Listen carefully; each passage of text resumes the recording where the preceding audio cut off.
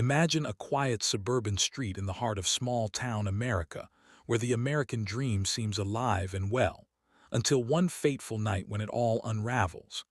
It's October 15, 2018, in Elmwood, Ohio, a place where neighbors wave hello and kids ride bikes until dusk.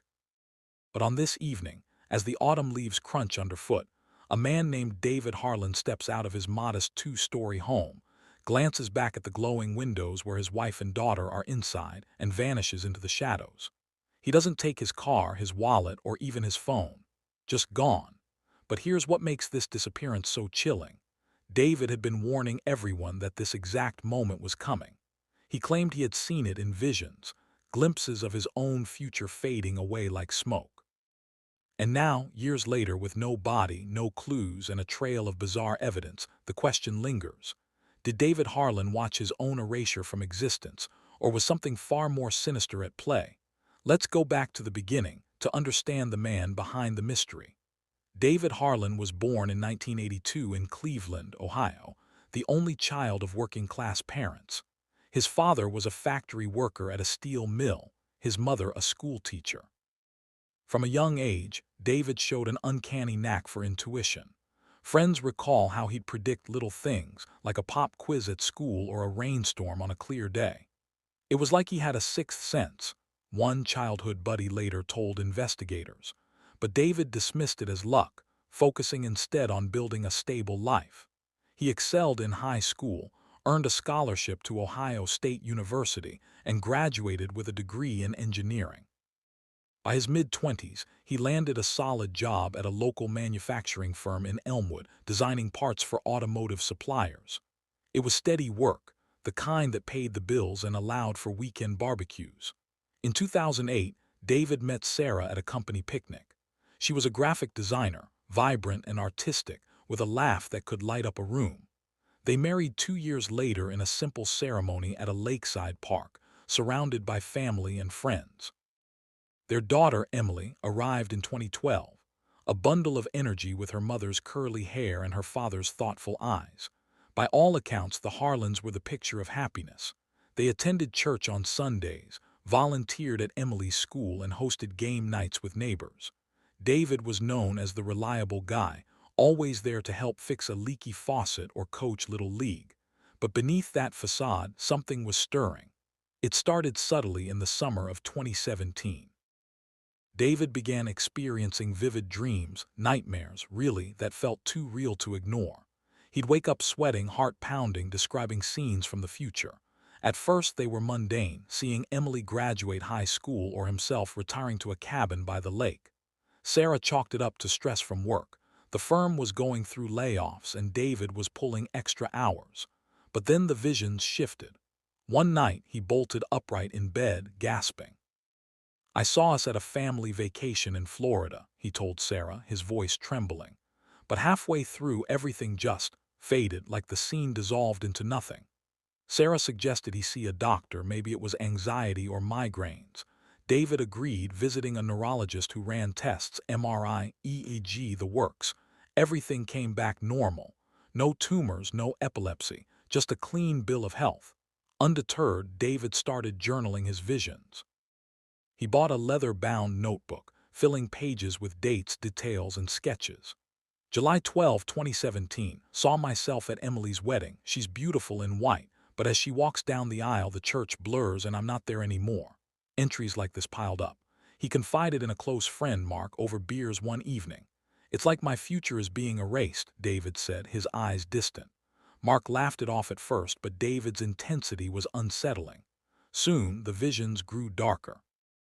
He described seeing accidents that hadn't happened, car crashes, falls, but always with himself at the center, vanishing mid-scene. By early 2018, David's behavior changed.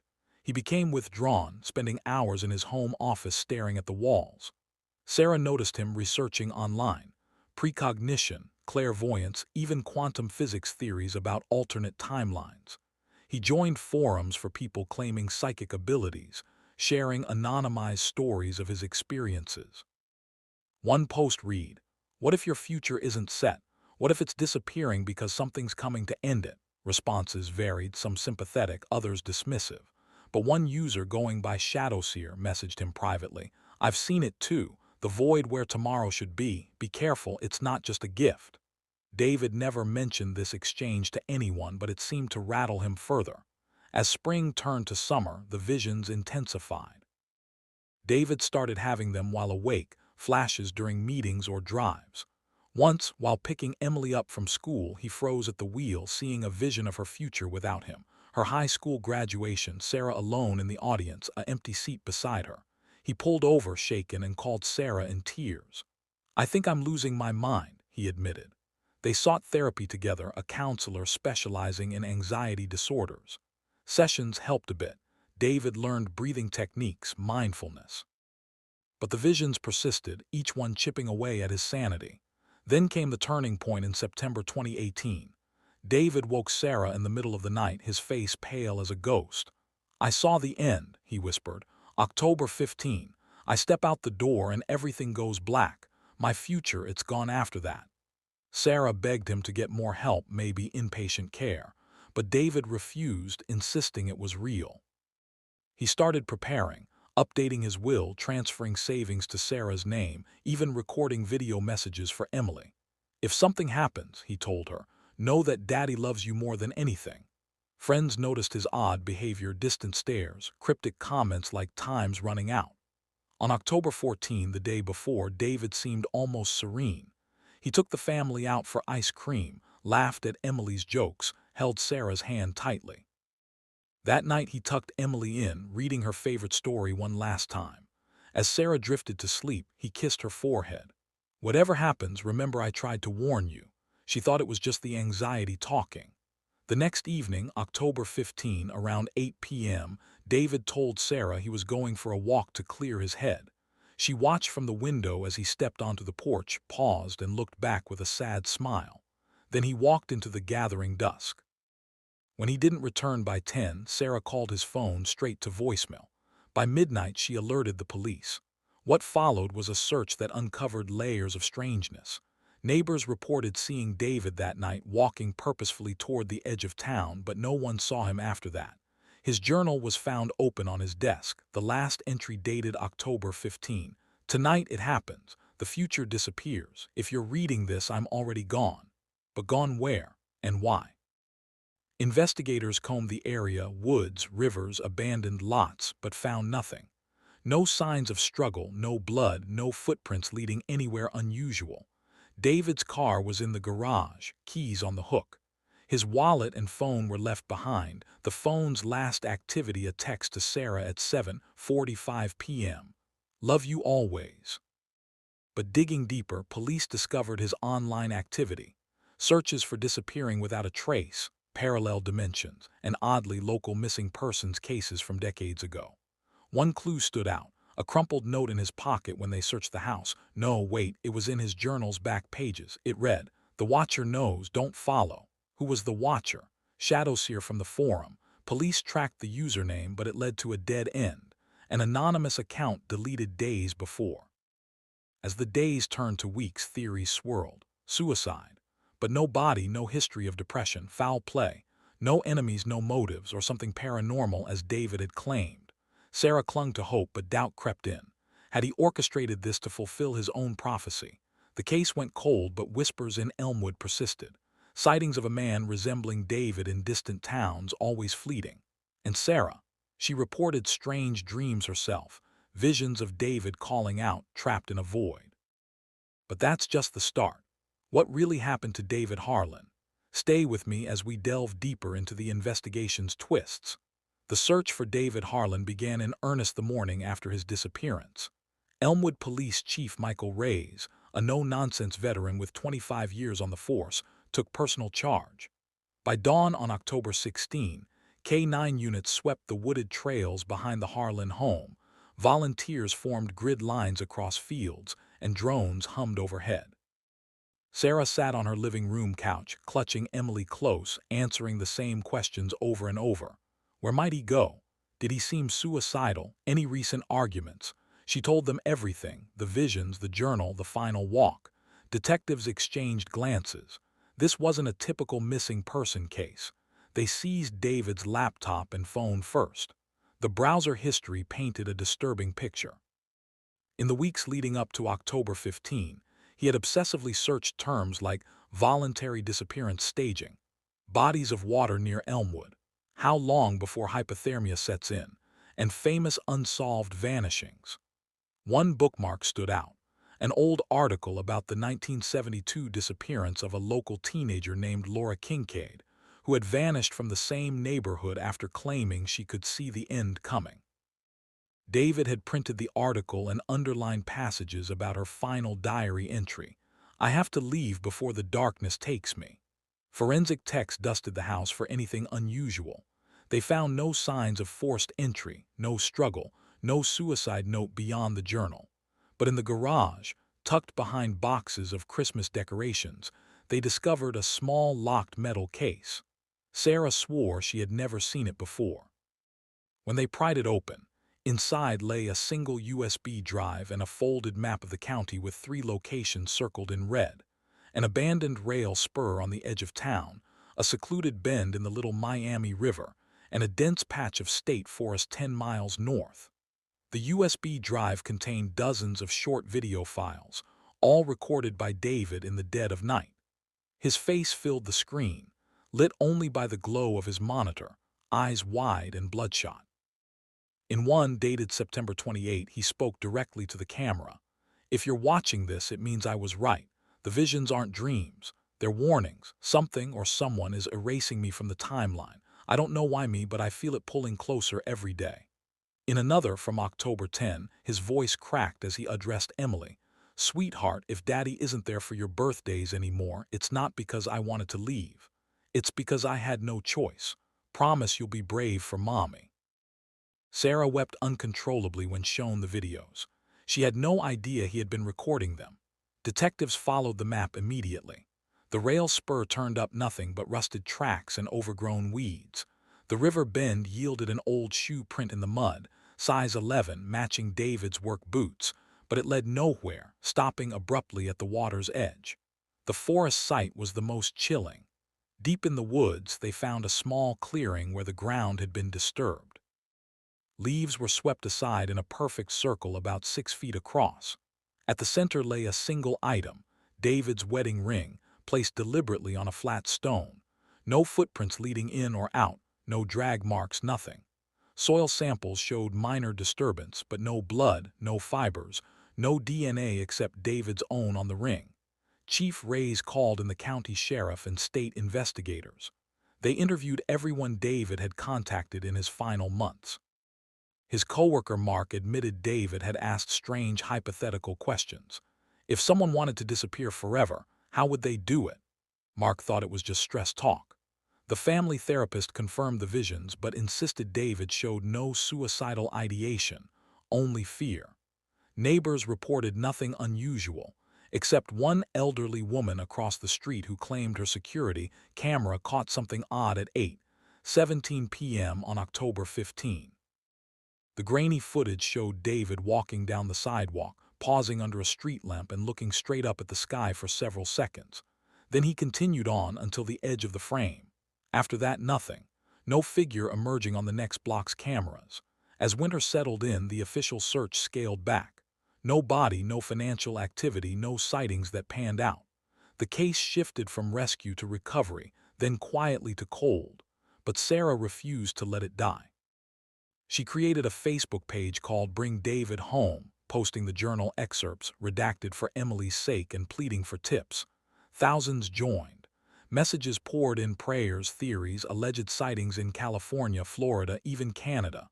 Most were obvious mistakes, but one anonymous email stood out. "He didn't run. He was taken. Look for the watcher in the shadows. They come for those who see too much." Attached was a blurry photo of what appeared to be a tall, indistinct figure standing at the tree line behind the Harlan home, taken the night David vanished. Timestamp: 8:22 p.m. Forensic analysis deemed it inconclusive. Could be a trick of light, a branch, or digital manipulation. Sarah began experiencing her own disturbances. She woke repeatedly at 3:17 a.m. to the sound of footsteps on the stairs, only to find the house empty. Emily started drawing pictures at school, stick figures of a man waving goodbye from inside a black circle. When asked who it was, she said softly, "Daddy in the dark place." Sarah installed new security cameras, but they captured only brief glitches, static bursts at odd hours, sometimes with faint silhouettes that vanished frame by frame. In early 2019, a podcaster named Lena Voss reached out. She hosted a show called Vanished Horizons, specializing in cases involving claimed paranormal elements. Sarah hesitated, but agreed to an interview. The episode exploded online, racking up millions of downloads. Listeners dissected every detail, forming theories ranging from mental breakdown to government experiment to something otherworldly. One theory gained traction. David had stumbled onto a glitch in reality, a thin place where timelines overlapped, and his precognition had marked him for removal by unknown forces. Believers pointed to similar cases, people who predicted their own vanishings and then simply ceased to exist. But law enforcement pursued more earthly leads. They finally traced the deleted Shadowseer account to a public library computer in Dayton, used exactly once the day before David's disappearance. No fingerprints, no camera footage. A dead end. Then, in March 2019, a hiker found something in the state forest near the clearing, a torn scrap of paper wedged under a rock. On it, in David's unmistakable handwriting, "It's not death, it's worse. The Watcher is closer now." Carbon dating placed the paper's exposure to elements consistent with October 2018. As the one-year anniversary approached, Sarah organized a candlelight vigil. Hundreds attended, holding photos of David under a cold October sky. Emily, now 7, released a balloon with a message tied to it. Cameras captured her whispering, "Come home, Daddy." That night, Sarah's home security system went haywire. Every camera feed showed the same thing for exactly 17 seconds.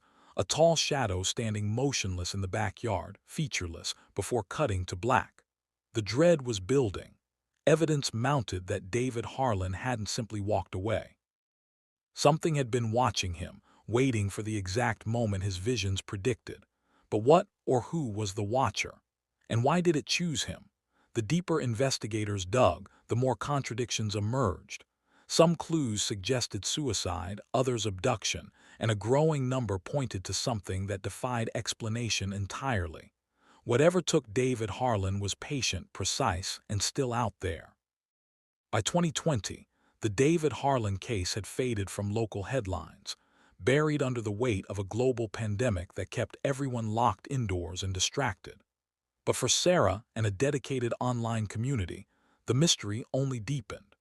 Private investigators hired by the family chased leads across state lines, fleeting sightings of a man with David's build and quiet demeanor in truck stops and small motels.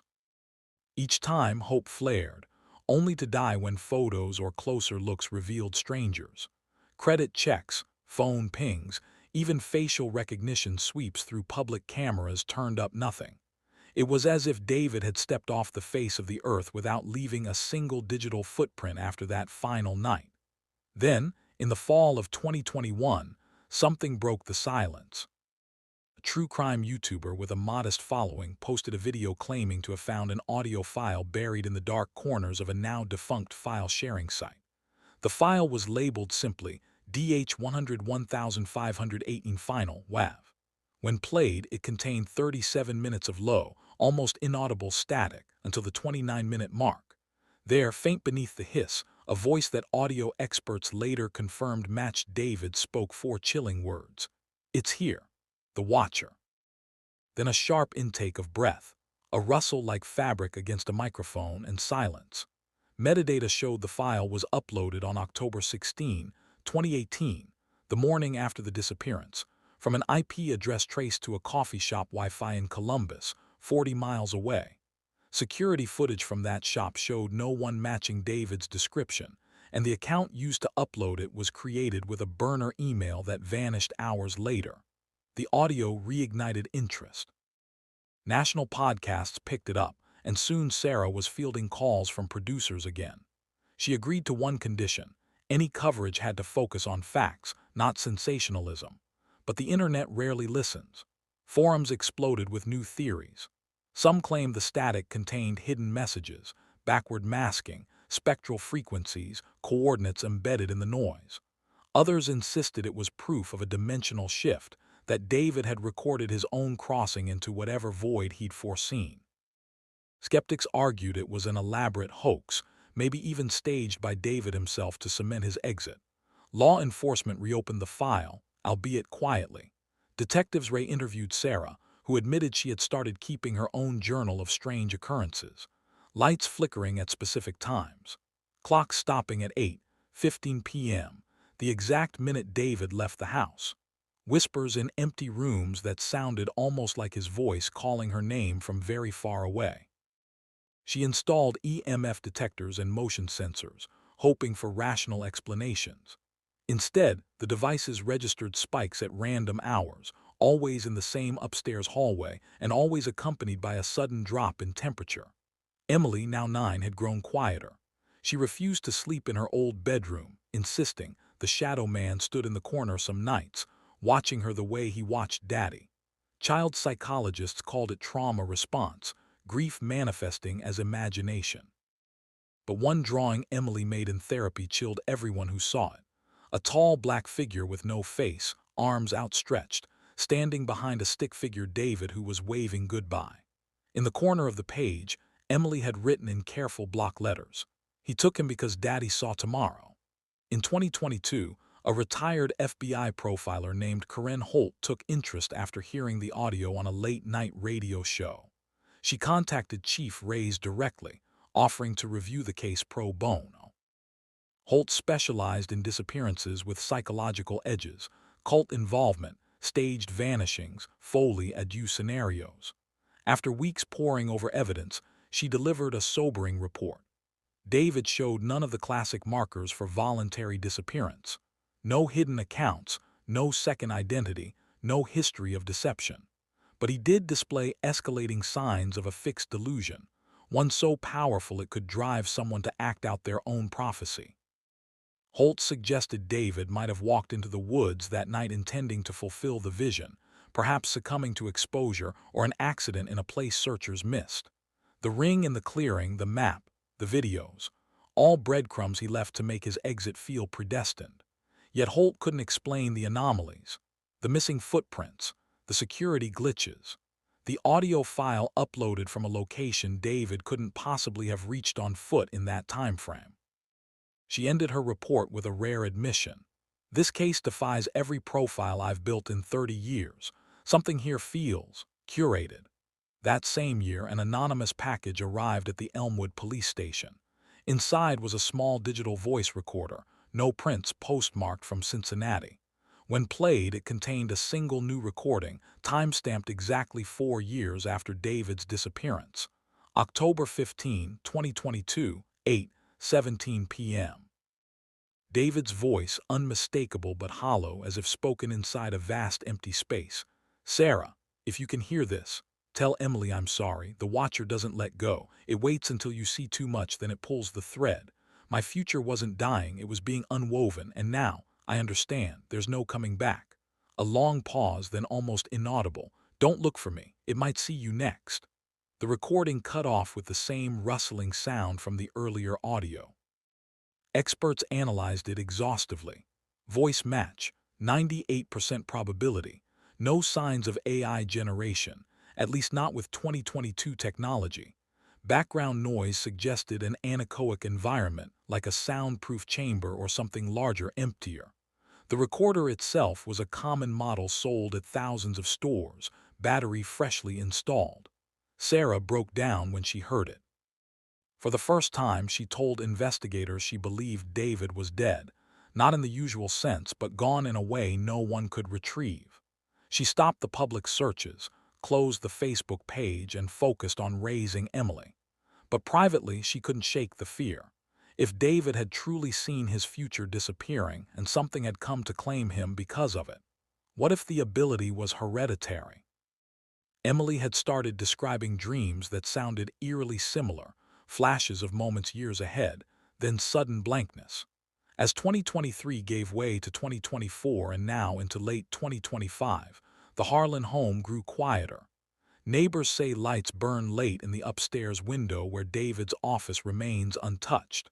Sarah still lives there, working remotely, keeping the porch light on every single night.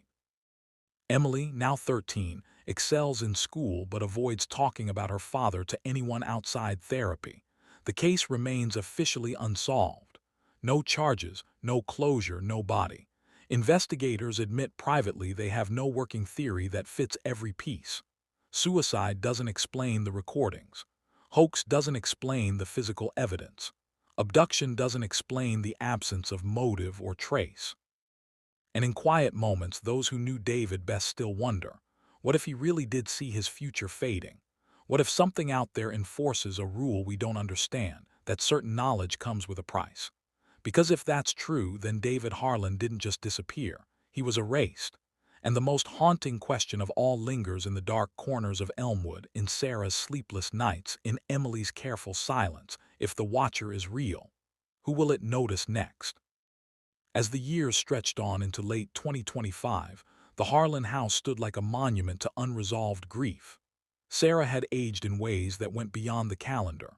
Friends said her eyes carried a permanent shadow, as if she were always listening for footsteps that never came. She kept David's office exactly as he left it, the journal open on the desk, the leather chair pushed in, the faint scent of his cologne lingering like a ghost. Emily, now a teenager with long dark hair and a guarded smile, rarely spoke of her father anymore. But those who knew her well noticed how she flinched at sudden silences, how she avoided walking alone after dusk. In November 2025, something shifted again. A cold front swept through Ohio, dropping temperatures overnight and coating Elmwood in early frost.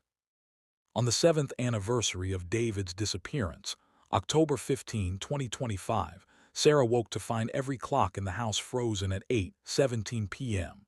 Not stopped by power failure, batteries still fresh, digital displays unblinking. She reset them, but the next morning they were locked on the same time again. She called a technician who found no malfunction, just an inexplicable freeze. That same week, Emily came home from school pale and trembling. In her backpack was a single sheet of paper she swore she hadn't drawn. It was a detailed charcoal sketch of the backyard at night, the exact view from David's old office window. In the center stood the tall, featureless shadow figure, arms outstretched. At its feet lay David's wedding ring on the flat stone. But this time, a second, smaller silhouette stood nearby, a girl with long hair holding the hand of a woman. Emily's handwriting was scrawled across the bottom. "It's waiting for us now." Emily insisted she had never seen the paper before. It appeared in her locked locker at school. No cameras caught anyone near it. Art teachers confirmed the style wasn't hers, the shading too advanced, the proportions too precise. Sarah reported it to Chief Reyes, who had long since retired but still kept an unofficial eye on the case. He visited the house himself, staring at the drawing for a long time. "I've seen a lot in 40 years," he said quietly. "But this feels like it's still happening." He took the sketch for evidence, though everyone knew there was nowhere left to file it. Then came the final, most devastating discovery. In early December 2025, as Sarah prepared the house for a subdued Christmas, stringing lights more for Emily's sake than her own, she decided to finally clear David's office. She couldn't explain why now, after 7 years, but the weight had become unbearable. She started with the desk drawers, sorting papers into keep and discard piles. The bottom drawer behind old tax files, she found another small metal case, identical to the one police had discovered in the garage years earlier. This one wasn't locked. Inside was a single SD card and a handwritten note in David's script. "For Sarah and Emily, play this only if the waiting ends. I'm sorry I couldn't stop it." With shaking hands, Sarah inserted the card into her laptop. It contained one video file dated October 15, 2018, 8:22 p.m. The exact minute the backyard camera had glitched 7 years ago. The footage opened on David's face, close to the lens, filmed in the dim light of the upstairs hallway. He looked exhausted, resigned, but strangely calm. Behind him, the house was dark and silent. "Sarah," he began, voice low, "if you're watching this, it means the cycle is complete. I tried to fight it. I thought if I warned everyone, if I prepared, maybe I could change the path. But the Watcher doesn't allow changes. It sees what we see, and when we see too far, it comes." He paused, glancing over his shoulder as if hearing something. "I don't know what it is, a guardian of time, a predator of knowledge, something that keeps the fabric from tearing when people like me start pulling threads. The visions weren't a gift, they were bait." Tears welled in his eyes. "Tonight I'm going to meet it, not because I want to leave you, but because if I don't, it will come inside. It will take more than just me. I've seen that future too, the one where Emily inherits this site, where both of you fade with me. I can't let that happen." He leaned closer, voice breaking. "Tell Emily her daddy loves her enough to let go. Tell her to live in the now, not the tomorrow. And Sarah, thank you for the life we had. It was real, every moment, even if the ending wasn't ours to write." In the background, a faint rustling grew louder, like wind through dead leaves, though no windows were open. David turned toward the sound, then back to the camera. "It's here." The hallway behind him darkened unnaturally, as if light itself were being drained. A tall silhouette formed at the edge of the frame, featureless, impossibly thin, stretching taller than the ceiling allowed.